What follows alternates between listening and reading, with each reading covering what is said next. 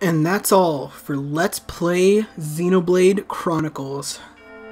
This game is honestly just incredible. It really is. And I hope that my playing through this game has shown you exactly why I feel like this game is my favorite game of all time. It's so incredibly good. The ending is so powerful. There are loads of really awesome scenes, loads of really fun fights. It's just incredible.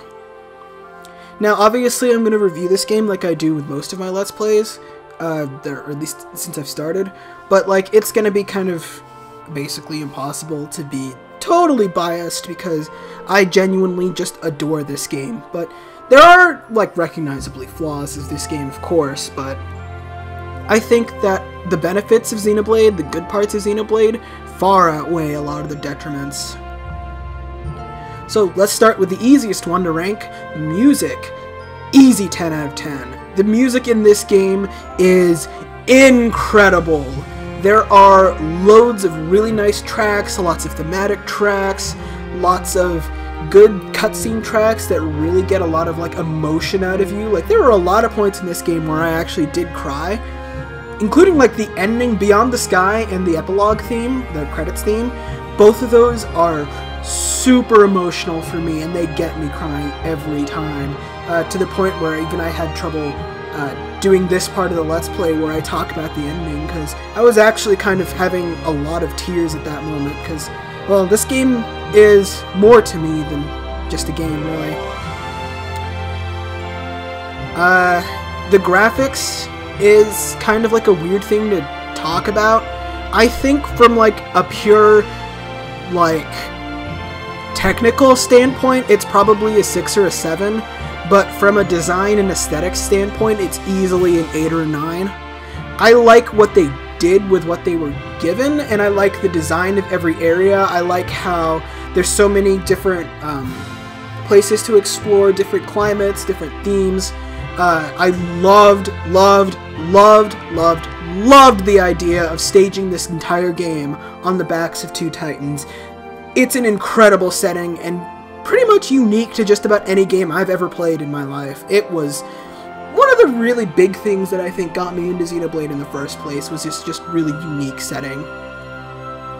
It's incredible, and what they did with it, while maybe not technically impressive and with really bad texture quality, I would say, I think that from just a pure design perspective, it was really, really great.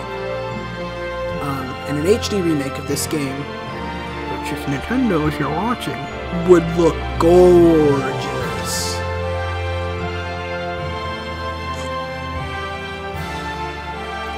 For the plot, I would give it just an easy 9.5, 10 out of 10 on that.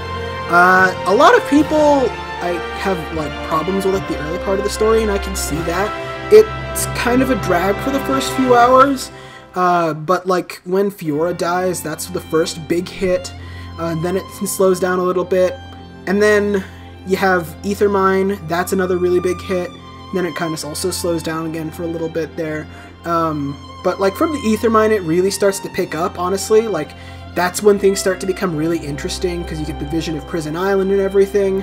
And then once you get to Prison Island itself, that's just when the game hits you from the get-go and just go, go, go all the way to the end.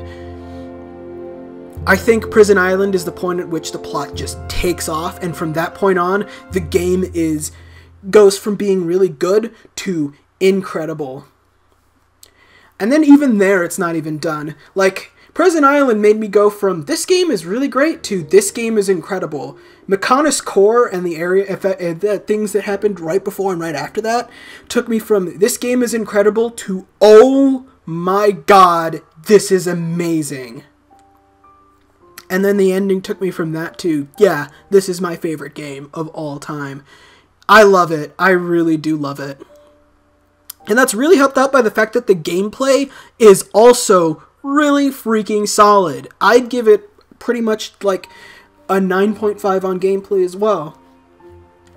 The game does a super good job not just explaining how things work to you, but giving you a really, really in-depth tutorial system that you can always look back over in case you're confused about anything. I don't think I really showed that off to its full potential, but there are literal pages of information you can access at any time about the gameplay mechanics, and the game will explain them to you.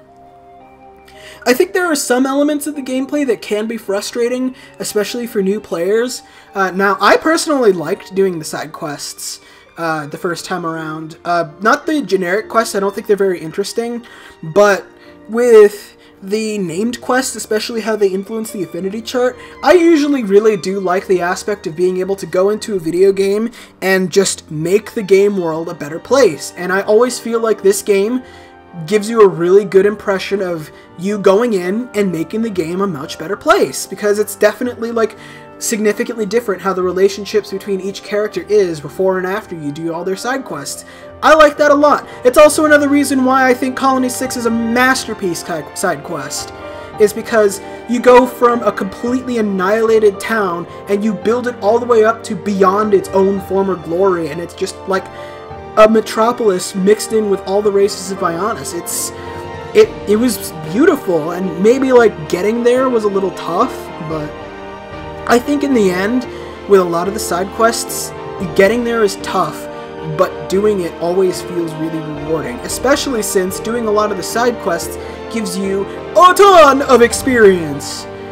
Pretty much better than what you would get from just straight up grinding, which is something I really did appreciate my first time, because I could do what I like doing in my first playthrough, going around helping people, and it usually ended up rewarding me with more than just, you know, the usual reward. I also got tons and tons of experience, which was nice, because then I didn't have to grind a whole lot, and then you could either be overpowered or at-powered for most of the game.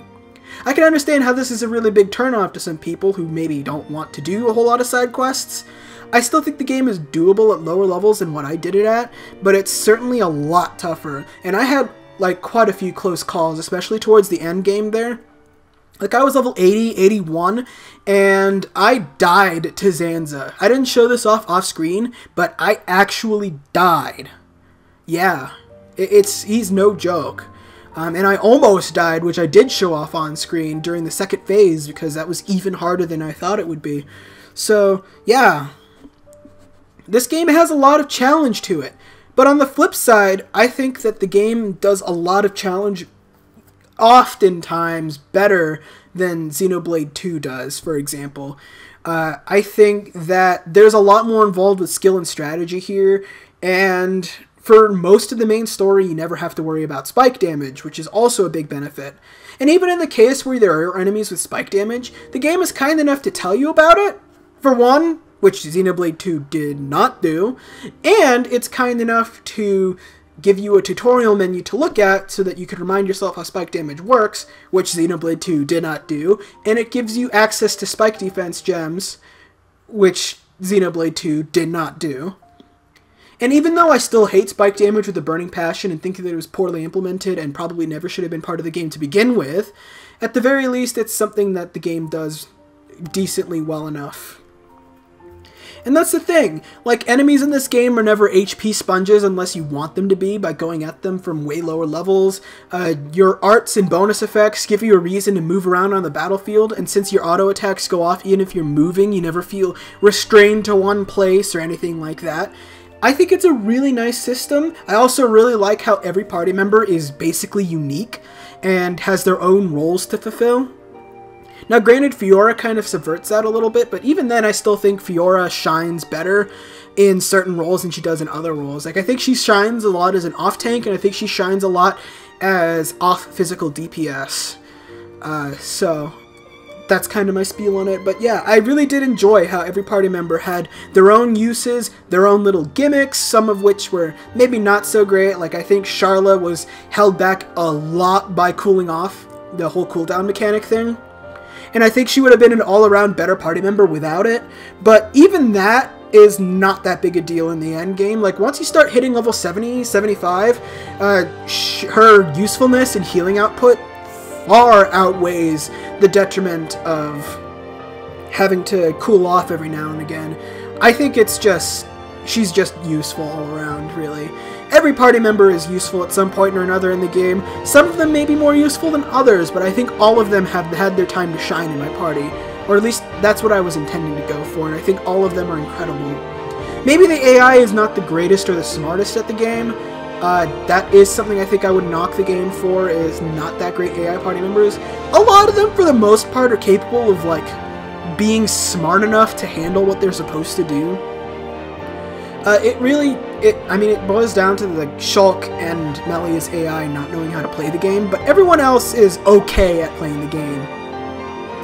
Which is nice. It really is. So all in all, I would say that this game is a 9.5 that kept itself at a 9.5. It's not perfect. I would never ever claim any game to be perfect, actually. But I think it's an incredible experience from start to finish. I think that anyone who's a fan of JRPGs should just go in and play this game start to finish. It is too good to miss out on. And I'm glad that it's been receiving more and more attention recently with the release of the 3DS version and the release of Xenoblade Chronicles 2. This game deserves to be outrageously popular, and I wish it had gotten more attention at its own release. But I'm really glad that people are starting to get into this game now, and hopefully I conveyed my enjoyment of the game through this Let's Play. I try to do that. I'm not sure always how successful I am. Maybe some days I was getting a little bit bogged down in things, because it can happen. You can get burnt out on a game you love. It's something that happens, especially when you try to massively binge record a certain game. But my hope here is that this Let's Play was enjoyable and informative. This is, as I've said multiple times before, my favorite game of all time. And I guess it has, like, certain emotional things for me that kind of come about from the circumstances of my first playthrough. I played this game the first time during, like, a point in my life where I was about to go through some really big changes, and, well, like they said before, I had no idea what the future was going to hold, and at this point in my life, I'm pretty much in the same boat. I have no idea what's going to go on in my life from here on out. I really don't know where I'm headed now. And so this game kind of, like, gives me a little bit of comfort in that respect, you know, especially with the ending, and it just makes me feel a lot, is how it boils down to. I thoroughly enjoyed this game. I thoroughly enjoyed making this Let's Play. This game, along with Mother 3, in addition to being my top 2 favorite video games, have always been goals for the channel. Like, when I started out, I said, one day I am going to buy myself a capture card and let's play Xenoblade Chronicles. And this summer, I got myself a capture card and I let's played Xenoblade Chronicles. And it makes me super happy that I've been able to get this far. I really could not have done it without viewers and support from viewers and things like that. You all make these things possible, and I guess you're not really supporting me. I'm not going to say that. So yeah, if you liked this Let's Play, consider checking out my other Let's Plays. I just, right before this Let's Play, actually finished Let's Playing Xenoblade Chronicles 2 for the Nintendo Switch, because, I actually have no explanation. I just was like, I like this, I'm going to do this now, and I did that now.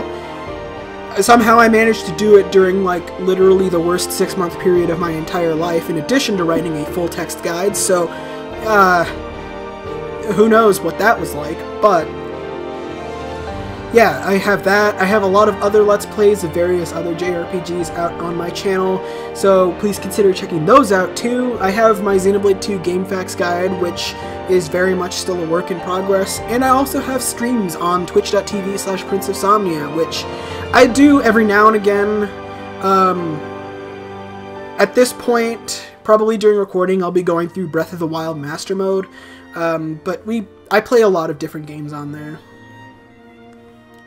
But anyway, I hope you enjoyed this Let's Play of Xenoblade Chronicles. I will actually be continuing on this Let's Play later on with bonus content.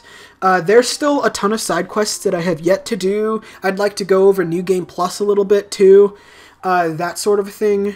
And that's pretty much it. My goal for the Let's Play was to do every named quest, and even though I did in fact miss a named quest, well, I should clarify, every named quest that you can do, and even though I have missed one, I still want to go back and do them all. I also want to finish Colony 6 Reconstruction to 100%, so that's going to be on the docket soon too. But other than that, I don't plan on covering other things like every unique monster. I don't plan on covering Collectopedia 100% either, unless it turns out that I have access to everything, but I think I actually already missed stuff. And I'm not planning on covering Heart to Hearts either. A lot of that stuff is optional and less rewarding to me than what I think like some of the better parts of the game are. So I don't really plan on doing those at all, at least not at this point, but yeah. And then pretty much from there, I'll be doing that alongside whatever I decide my next Let's Play is going to be. And, well, we'll get there when we get there. Thank you so much for watching. This is Prince of Somnia, signing out. See you next Let's Play!